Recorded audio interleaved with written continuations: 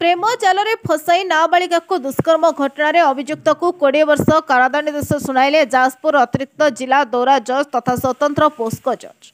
2022 मसीहा मंगलपुर थाना अंचल 15 वर्षीय कॉलेज पढ़ुआ नाबालिका धर्मशाला थाना बड़साई अंचल राकेश मल्लिक फेसबुक माध्यम बंधुता स्थापन होता।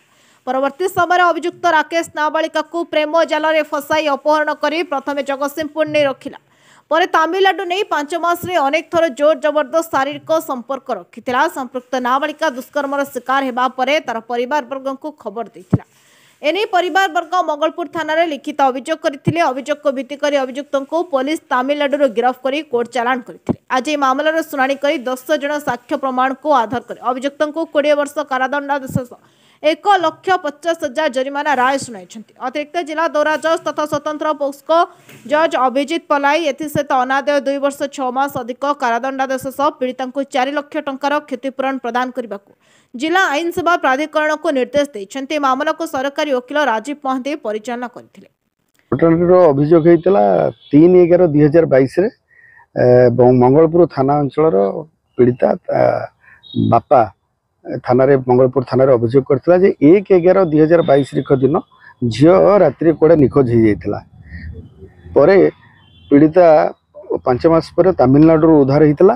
पीड़िता कोर्टे आसिक बयान देता तार 164 स्टेटमेंट रे एवं पुलिस पाखे 161 स्टेटमेंट रे एवं कोर्टे साक्षी देला बेले से कही पीड़िता निज घटना बाबद कही जे घटना दिन घटनार पूर्व अभियुक्त कुना उर्फ राकेश मल्लिक धर्मशाला बड़बाड़ी साईर युवक जन सहित तार फेसबुक रे प्रथम चिन्हा परिचय होता।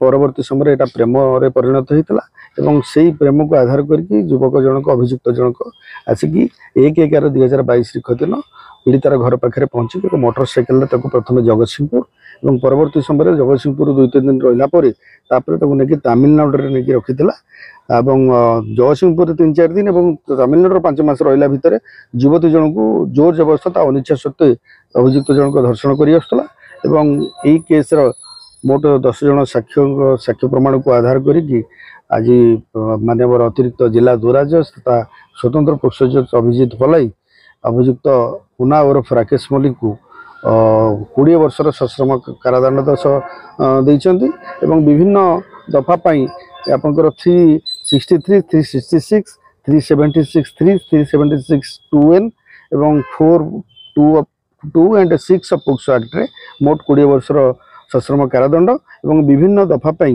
1.5 लाख टंकार मोट जरिमाना अनादय अधिक 2.5 वर्ष जेल दंड भोगियो बोली राय प्रकाश कर जो जिला आईन सेवा प्राधिकरण को पीड़ितार क्षतिपूरण बाबद को 4 लाख टंका देवाई निर्देश। व्यासनगर प्रदीन कुमार बोईताई रिपोर्ट नायवती टीवी।